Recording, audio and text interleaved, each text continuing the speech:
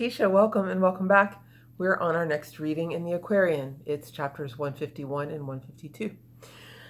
So let us begin with the beginning and gently close our eyes.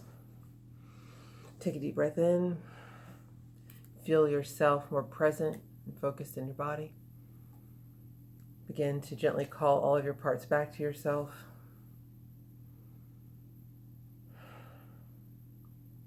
Begin to feel more present and more whole.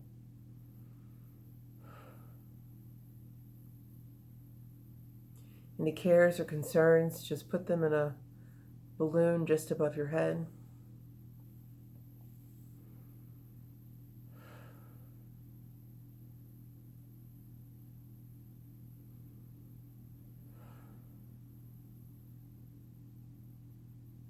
And on your next breath, just send the balloon out into the ethers back to source.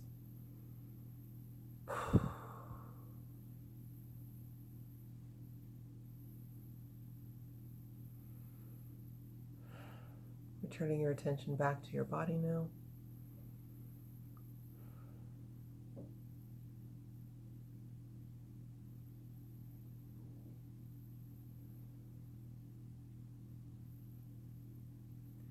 Notice any spaces of tension, any knots or tightness, and just breathe into them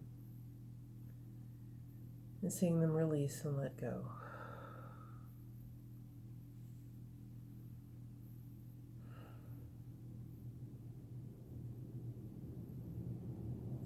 And now see a gentle column of white light coming down over you.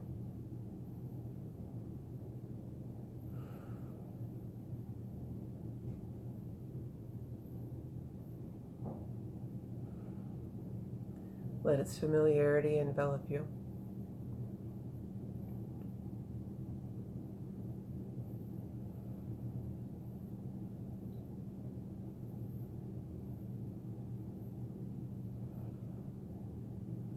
Feel it filling all the spaces between the cells,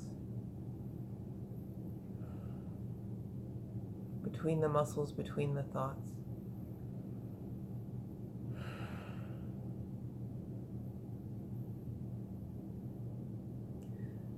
Feel it quickening everything it touches, enlightening and enlivening it.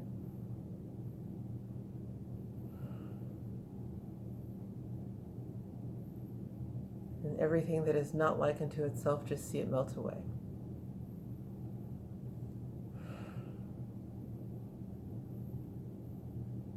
Feeling clear and whole, will now begin to lift up that column of light, lifting up higher and higher, lifting up to our space of peace, of oneness, of love, of knowing.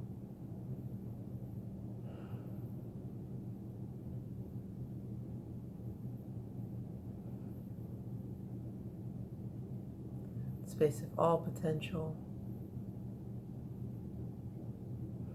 space of all resources.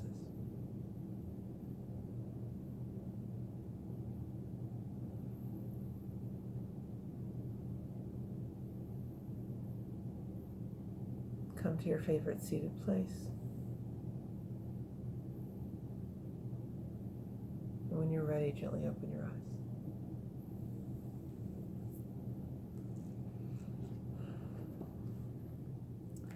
(151).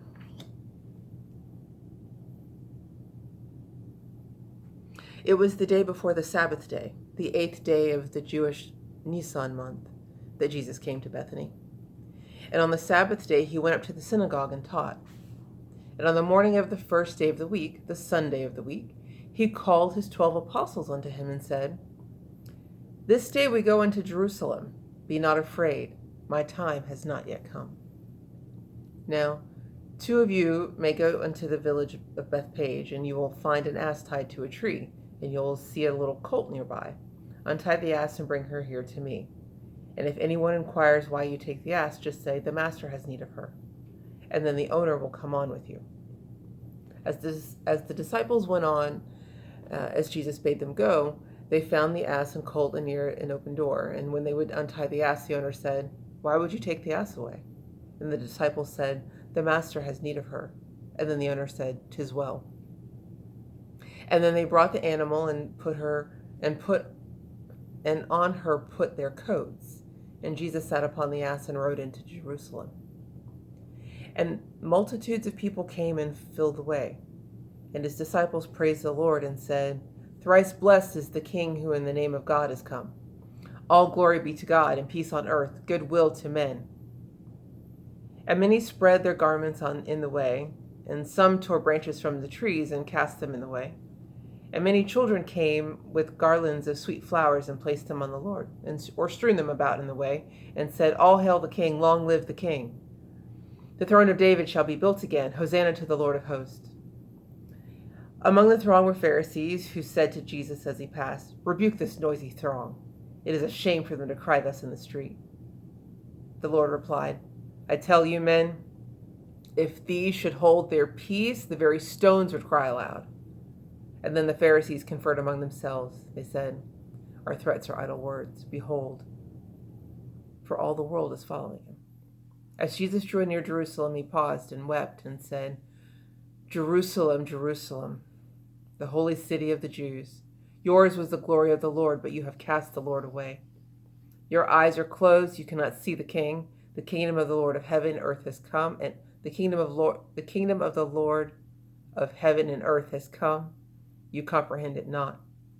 Behold, the day will come when armies from afar will cast a bank about your way, will compass you about and hem you in on every side, will dash you to the ground and slay you and your children in the streets. And of your holy temple and of your palaces and walls they will not leave a stone upon a stone, because today you spurn the offers of the God of heaven." When Jesus and the multitude had come into Jerusalem, excitement reigned, and the people asked, "Who is this man?" The multitude replied, "This is the King, the prophet, priest of God. This is the man from Galilee." But Jesus tarried not. He went directly to the temple porch, and it was filled with people pressing hard to see the King. The sick, the halt, the lame, the blind were there, and Jesus paused and laid hands on them and healed them by the sacred word. The temple and the temple courts were filled with children praising God. They said, "Hosanna to the King, the Son of David is the King. All hail the King, praise God." The Pharisees were filled with anger when they heard the children sing. They said to Jesus, "Hear you what the children say?" Jesus said, "I hear, but have you never read the words of our own bard who said, 'Out of the mouths of babes and sucklings thou hast perfected praise'?" And then the evening came, and the Lord and his disciples went again to Bethany. The next day, the Monday of the week, the master with the 12 went to Jerusalem, and as they passed along the way, they saw a fig tree full of leaves without a sign of fruit. And Jesus spoke unto the tree. He said, "You useless cumberer of the ground, you fig tree fair to look upon, but a delusive thing. You take from the earth and the air and food that fruitful trees should have.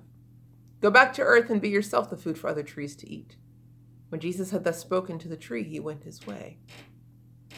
And when he reached the temple, lo, the rooms were filled with petty merchants selling doves and animals and other things for sacrifice. The temple was a mart of trade. And Jesus was indignant at the sight and said, "You men of Israel, for shame. This is supposed to be the house of prayer, but it is now a den of thieves. Remove this plunder from this holy place." The merchants not only laughed and said, "We are protected in our trade by those who bear the rule. We will not go." Then Jesus made a scourge of cords, and as he did once before, he rushed at the merchantmen, threw all their money on the floor, threw wide the cages of the doves, and cut the cords that held the bleating lambs and set them free. And then he drove the merchants from the place, and with a clean new broom he swept the floors. Chief priests and scribes were filled with wrath, but feared to touch, even to rebuke the Lord, for all the people stood in his defense. And Jesus taught the people all day long, and healed a multitude of those diseased. And when the evening came, he went again to Bethany. So here we have what is commonly referred to as Palm Sunday. And if you notice, this is probably one of the first times, it might be the first time that they mention the day specifically, which is why it brings attention to it. So Jesus and the 12 have now come into Jerusalem, and on his way, it was before they make their entry, he tells them to find an ass. in that culture at that time, no self-respecting man would have ridden a donkey. So he chooses the most humbling approach he could, right? Because if people are going to be saying he is the king, what he's trying to show them of what the kingdom of God looks like is within a level of humility, or the ultimate level of humility considering that culture. And it doesn't have a saddle. They just put their coats on it, and he rides into Jerusalem. So the reason it's called Palm Sunday is, and he makes reference to it without actually saying it, is that as they were making the procession, there were people that threw their garments down on the street in front of them, and in some cases they pulled the branches from the trees. This being the Middle East, this being Jerusalem, those trees were palm trees, and they were pulling the palms off the tree, which is also particularly significant considering that palm trees are, and palm leaves especially, are valuable. Their leaves can be used for building, for cooking, for making clothes, rope, lots of things that I think everyday people need. So,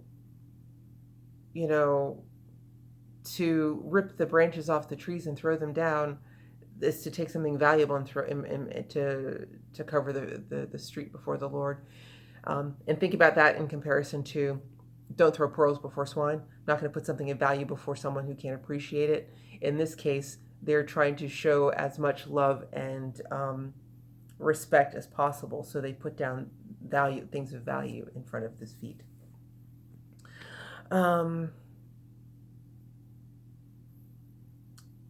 Yeah, what else did I mention? Want to mention?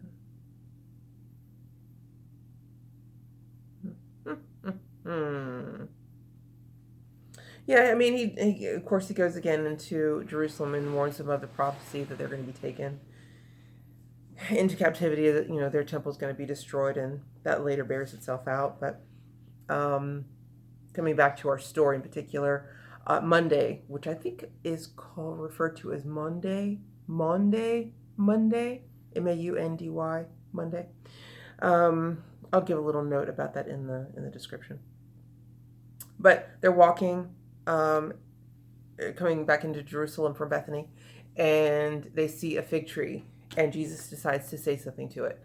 Now, why would Jesus stop and talk to a fig tree? Because, and we don't see it in this chapter, it'll be in the next, but he's once again showing, the strength of spirit over matter, right? So he sees the tree, it's big and lush and full of leaves, but not of fruit, and says, well, if you are not going to perform according to your purpose, then go back into the soil and be food for those trees who would. And then he makes his way into the temple and sees that they're, selling animals for sacrifice, which, that's part of the old teaching. We're not sacrificing in the new gospel. And so he clears them from the temple. And then we've seen this before. But it makes a special point of saying that he took a clean new broom to sweep the floors. And if we think about that metaphysically, of course, that is cleaning the space to create a new foundation. So we're getting rid of the old to make room for the new. I think we'll leave it there. This one was a little bit shorter. I've mapped it out. So my goal, and I mentioned this to you before, my goal is to finish filming all of the Aquarian by the end of the year. And I think there are some 30 plus chapters left. At any rate, I have maybe 40, closer to 50 actually. I think that's what it was. Anyway, it doesn't matter. Because I've gone through and I've mapped out, which pairings, which chapters to do as videos, so that I have a game plan towards the end of the year as we move into the end of the year and I don't get lost. And it turns out there are 15 more videos to set up. So this is one of 15, and we've got 14 left if anybody is counting down. And yeah, we'll be back with another video fairly soon. And I say, you know, finishing the series before the end of the year. I will have them all recorded before the end of the year. I don't think I'm going to release them all in such a short time frame, because that would be almost today's December 11th. This one probably won't go up until the 13th or 14th, depending. I don't want to overwhelm you with videos every day until the end of the year, so that might be a bit much. So I might keep the same pace, maybe, you know, dropping 2 a week. But as far as the filming goes, I will have done that by the end of the year, and then I'll just be posting them until they're all up. Alrighty, my friends.